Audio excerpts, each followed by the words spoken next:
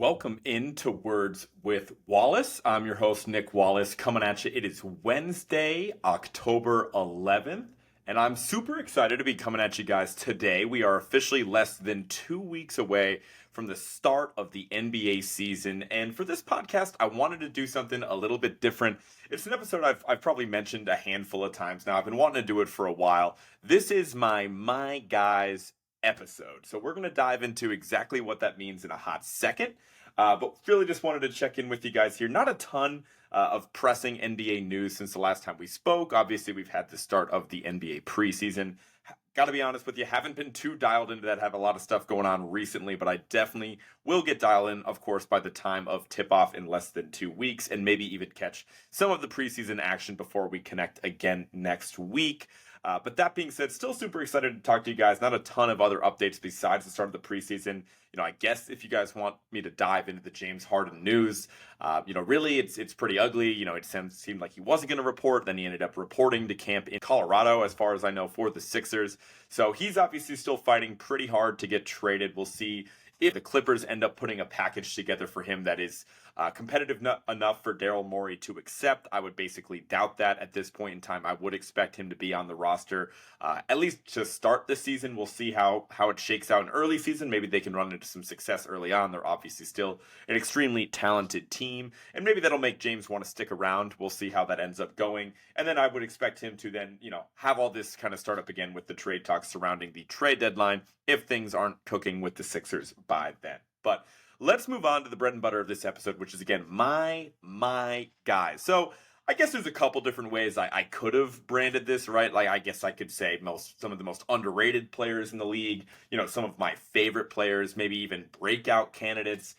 It's kind of a mix of those three items. They're really just guys I rock with, right? Just like you guys rock with me, right? You're listening to this podcast, right? We know there's literally dozens of us, dozens of Words with Wallace listeners out there. So we know where we're at. We know we're not exactly big time quite yet. So if you rock with me, you're listening to this podcast, right? So you should rock with my guys. This is what this is all about. These are my guys, players I've loved watching over the course of their career, players I'm excited about what contributions they can make on their respective teams this season. And the way I did it, I did try to kind of build like a lineup, if you will, 1 through 5. I know positions don't really exist much anymore. We'll kind of kick things off with the quasi point guard of this group, move on to the shooting guard, small forward, power forward, and center to round things off. So just 5 guys that I got for you.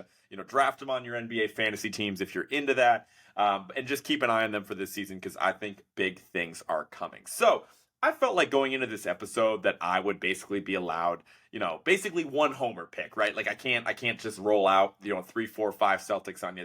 That's really no fun, right? But I did allow myself one homer pick. And this is kind of what I wanted to kick things off with. And the first, my guy and the point guard of this fake roster lineup, whatever you want to call it, is my guy, Derek White. So I know you guys have heard me talk, a lot about him during this past season. He had a fantastic year for the Celtics this past season, and I think that is going to continue, and he's actually going to be even better heading into next season, and I'm going to tell you guys why. Now, first of all, obviously the Celtics, they made a lot of moves this offseason, right? The departures of, Rob Williams, Grant Williams, Malcolm Brogdon, and Marcus Smart, the additions of Drew Holiday and Kristaps Porzingis.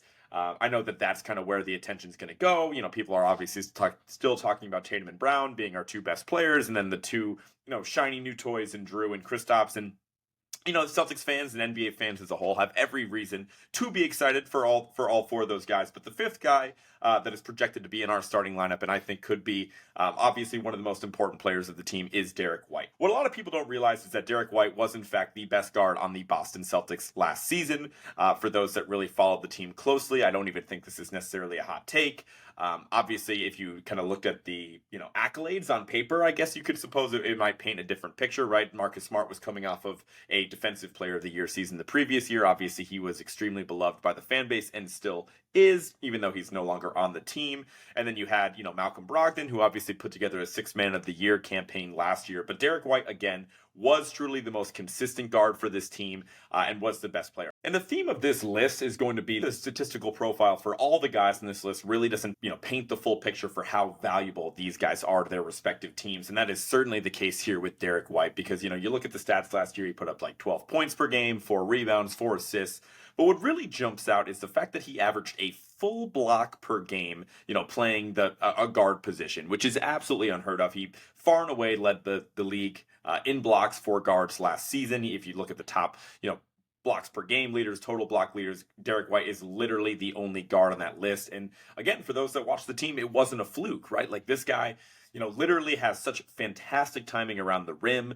Something about him is pretty unassuming. Like maybe it's just because people assume he's a good perimeter defender. They, maybe get a step on him going to the basket. They don't think he's going to be able to recover. But something about his timing, his quickness, his hands. He's an incredible shot blocker as well. And I would expect that number to, kind of continue. I would expect him to lead the league in blocks again for guards this season. And, perhaps it has something to do with just how the guy looks. I mean, I'm not sure if this is a Bill Simmons thing or a Russillo thing, but I know one of them coined the term like the Shamet face, which refers back to Landry Shamet. Pretty ugly dude, role player that's bounced around the league here and there. And basically their theory comes down to like, maybe if he was, a more handsome guy, Landry Shamet's is super jacked up in the face. And so, maybe if he was a more handsome guy, like a Jason Tatum, perhaps he would, maybe make a little bit more money. Maybe he'd have more respect around the league. Maybe he'd have a little bit more commercial success. I would firmly put Derek White in this bucket as well. There is no getting it. Like, again, love the guy. Great dude. So happy he's on my team. Could not be much uglier, if we're being frank. Like, I actually can because he did get more ugly this past offseason. He went full bald. It is pretty jarring for those that haven't seen it yet. He obviously had the receding hairline issue. That headband was seemingly expanding day by day, just kind of trying to cover it all up back there. But good for Derek for embracing it. I don't think the league is ready for a bald Derek White, certainly not sharing a backcourt with Jrue Holiday. I mean, that is going to be extremely intimidating. But again, Derek is approaching Adam Morrison levels of ugly. I think that works in his favor, helps with that pit bull mentality. And I know I just kind of put him on blast a little bit, but genuinely love Derek White. Let's kind of refocus and get back to the point of this. He's a stud, one of the best defenders in the league, one of the best interior defenders for guards in the entire league. We're lucky to have him, and I would expect his role to expand, right? Like, of course, last year, one thing that the Celtics ran into quite a bit was, something that I talked about with RJ on the podcast was like, what really plagued the team was late game execution, right? And part of that is because we had, at a point last season, 8 real guys that could be on the court in that closing 5, if you will, for the Celtics in any given night in any given matchup. Like, we didn't know who our go-tos were, besides the obvious in Tatum and Brown. Really, we had a lot of moving pieces around them. And a lot of that issue is like, you had a guy like Marcus Smart that had been there, basically 10 years, was absolutely beloved in the city, coming off of a Defensive Player of the Year campaign like we discussed. It's really hard for a first-year head coach in Joe Mazzulla to, take Marcus Smart out of the game and put in a guy like Derek White, who doesn't have that same equity with the fan base. But if you really watch the games, I think White was a better defender last year. He was certainly a better player overall. And again, I think that moving on from Marcus Smart, while it is really sad to see him go, that opens the door for Derek White. He should be out there in basically every single clutch time situation. His minutes overall should increase. Obviously, that benefits Peyton Pritchard as well as being the primary backup guard on this roster now. So I'm really excited to see what Derek White looks like without having that shadow of Marcus Smart and Malcolm Brogdon hanging around. He is in the closing 5 for us virtually every game, and we're really lucky to have him.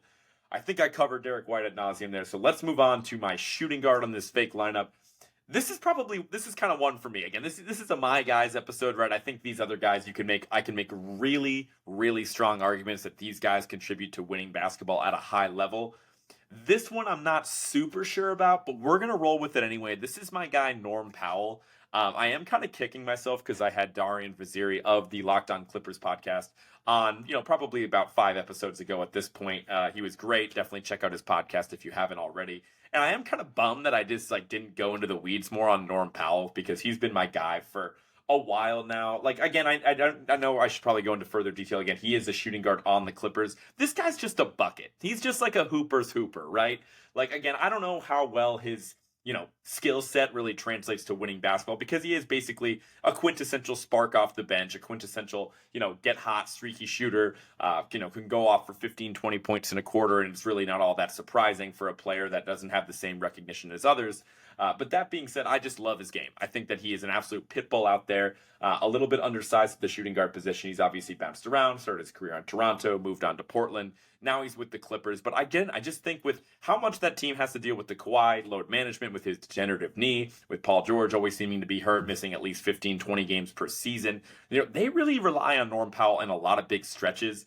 As much as Westbrook was kind of like the redemption story, and he was kind of the big, headline for the Clippers during that, fairly short playoff run that they had, I felt like I was just kind of excited to see Norm Powell go out there and cook, because I swear to God, he is the guy. Whenever I put on my TV and watch the Clippers, he's always cooking somebody. I love his game. I love how smooth he is. I love how quickly he can get to the rim too. Not afraid to absolutely give somebody a body. Headed over the basket as well. I think for Norm Powell next season, I don't think his role is going to really look dramatically different. That's why he's kind of like a little bit of an outlier on this list. It really just because it's going to be difficult for him to be better statistically than he was last season. Putting up 17 points per game, averaging, a couple assists here, a couple rebounds, shooting exactly 40% from three, which is obviously exactly what you want to see. But still, the fact that he put up 17 points a game is pretty nuts. Really just kind of shows that, like, I don't know if there's many players with less name recognition that are scoring that many points, especially for teams that are relevant. Like, he's in a big market. He plays for a team, with championship aspirations for what it's worth in the Clippers. But I just love his game, and I just want you guys to be mindful of him when you put on League Pass on a random Thursday night and he's absolutely torching somebody. So with that being said, we can move on to the next player on this list. And this guy, believe it or not, seems pretty random, I know, but he's actually the reason that sparked this entire segment when I've watched, weirdly a lot of Pelicans games last season, and I am just a humongous fan of Trey Murphy the third. I just actually feel like he is the absolutely perfect 3-and-D player, with the upside for more, right? He's actually only going into his third season. He obviously was drafted by the Pelicans a couple years ago. He was a part of the same rookie class as Herb Jones, who was, pretty fantastic in his rookie season. Herb, coming from Alabama, immediately kind of cemented himself as one of the best perimeter defenders in the league. I'm pretty sure he has an all-defensive team to show for it, which is great. And the Pelicans just as a whole have an abundance of wings, so it's kind of hard for people to get their shine. But I felt like Trey Murphy was far better than Herb Jones last season. And it was really just because of what he does on the offensive end. I would expect him to make another huge leap. His rookie season only averaged about 5 points a game, but as we see in many cases, just took a massive leap heading into his second year, averaging 15 points per game last season. A couple assists here, a couple rebounds there. Again, shot over 40% from three, which is fantastic. The defense is there. The athleticism is actually insane. If you look up his highlight reel for what it's worth, if you're, a TikTok basketball consumer, I'm sure Trey Murphy has some weird niche fans out there, because he does have some pretty crazy dunks that are in game as well. I just love the trajectory of him. I kind of wish he was on a team with a little bit less wing depth. Like, they felt the need to acquire Josh Richardson during last season, right? You would expect Zion to be back in the mix. Brandon Ingram missed a bunch of games. You already have Herb Jones, like we talked about. And I know there's a few more on the team that I'm not even naming right now. So again, I just hope Trey Murphy continues to get his shine, because I do think he has the potential to be a very talented role player in this league for years to come. And who even knows what that ceiling is? Again, jumping up from 5 to 15 points per game is nothing to scoff at between years 1 and 2. So we will see what is in store for year 3, especially if he's a part of a healthier Pelicans campaign, where I would still expect him to be prominently featured. Moving on to the next player on this list, we have my guy Jared Vanderbilt of the Los Angeles Lakers. Vanderbilt has a pretty funky career here, because even I kind of forgot he was on Denver before he even was moved over to the Timberwolves, where he started to get some real run in the NBA. He was actually a part of that Rudy Gobert trade that, of course, sent Rudy Gobert from the Utah Jazz over to the Minnesota Timberwolves. And one thing that kind of jumped out to me early on about Vanderbilt is that, obviously Wolves fans, I'm seeing what they're tweeting on Twitter, and they're excited about getting Rudy Gobert. And obviously the whole league is kind of dunking on them for giving up 5 first-round picks and all that shit, right? But a lot of Timberwolves fans out there were actually really bummed out that they lost Jared Vanderbilt. They're trying to reason with themselves. They're like, hey, at least we still have Jaden McDaniels. I'm like, dude, they realize how stupid they sound right now, right? Like, you literally just gave up all this draft capital, and you're really being upset that the fact that you just gave up Jared Vanderbilt. But I gotta say, the more I watched Jared Vanderbilt, I really kind of dialed in after seeing that last year, and I was like, you know what? They're kind of right. He was a really useful part of the Utah Jazz rotation and became a really big pickup for the Lakers. And I do think he had his moment late in the regular season for the Lakers, right? Like there was just a few game stretches where he was every single night taking on the best player. He guarded Ja for stretches of that Memphis series. He had a really, really fantastic game where they beat the Mavs toward the end of the regular season before the Mavs decided to throw in the towel, right? Where he actually played really great defense on Luka. I wouldn't say that he locked up Luka. I wouldn't say that he locked up Steph in some games against Steph in around that time as well. But he did do a really great job at defending two of the best guards in the entire NBA. A lot of guys claim that they can guard 1 through 5, and coaches will use that term a lot. I think there's probably a short list of probably 5 players in the entire league that I would put on there, and I think Jared Vanderbilt is definitely one of them. The unfortunate thing for Vanderbilt is obviously it was just a tough matchup for him against the Denver Nuggets, where he kind of fell out of the rotation a little bit for Darvin Ham and that Lakers coaching staff. They just kind of opted for Rui, who was obviously red hot during the playoffs, a little bit more consistent perimeter shooting to say the least. But the thing is, if Jared Vanderbilt can develop a consistent 3 ball and just hit threes in the corner at a 35% clip, they are going to need him in the regular season, and I would expect him to be a massive part of that rotation. That front court of Anthony Davis and Jared Vanderbilt can be absolute hell for teams on a given night, and I think during the regular season where, there's less game planning, there's less strategy that goes into each individual matchup where they, teams can really prey on the fact that Vanderbilt might not be the most consistent outside shooter, and they're just kind of, on to the next one after each and every game. Jared Vanderbilt can be like, all right, coach, who's next? Is it Booker one night? Are we switching over where he's going to be guarding Tatum the next night? Like, depending on what that schedule looks like. I think Vanderbilt is a coach's dream to have somebody that willing and able to take on most challenging defensive assignment every night. And I think with Vanderbilt, it's just a really nice story too. Just not to get too sappy on you guys, but it's kind of rare to see somebody as young as he is. He's only 24 heading into next season, and he's already played on 4 different teams. He played a total of like 20 something games for Denver before getting an opportunity with the Timberwolves. Obviously, that's kind of where he had his initial success, playing half a season in Utah and then half a season in LA. Hopefully, he's finally found a more permanent landing spot with the Los Angeles Lakers, and I am excited to see what he gets into because, as we know, he's going to be on national TV a ton with him being on the Lakers, again, being on one of these teams with championship aspirations. So excited to see what's on store with him and see if he can maybe make an offensive leap to complement all the great things he does on the defensive end of the court. Moving on to the final player we are going to be talking about here today, and that is my guy, Alperen Sengun of the Houston Rockets. This is a very different pick, basically a polar opposite player of someone we were just talking about in Jared Vanderbilt, because I do believe that Alperen Sengun is one of the most offensively talented bigs we have in the entire league. I do firmly believe he is a top 5 passing big man in the league without a doubt. He definitely has a top 5 post game as well, because that is basically, post play at this point in the modern NBA is mostly extinct. But he is so talented. He has, if you look up his highlight reel, it's honestly kind of sick. Him being a 6'11" center, with kind of T-Rex like arms and kind of a barrel chest. Like, he's just built so funny, and he's not afraid to take the ball up the court. He can be sneaky athletic. Low-key can dunk on some guys as well. Now, the big question with Sengun, and again, why I said he's a complete opposite of Jared Vanderbilt, is that the defense is been really tough so far, right? He's been a pretty terrible defender, but at the same time, you kind of got to look at the guy and evaluate the situation he's in, right? He's on the Houston Rockets. He has virtually no talented defenders last year. Through the first 2 years of his career, he has had no perimeter defensive threats out there, so people are 3 steps past their man by the time they're even getting to the rim where he's expected to come in and help.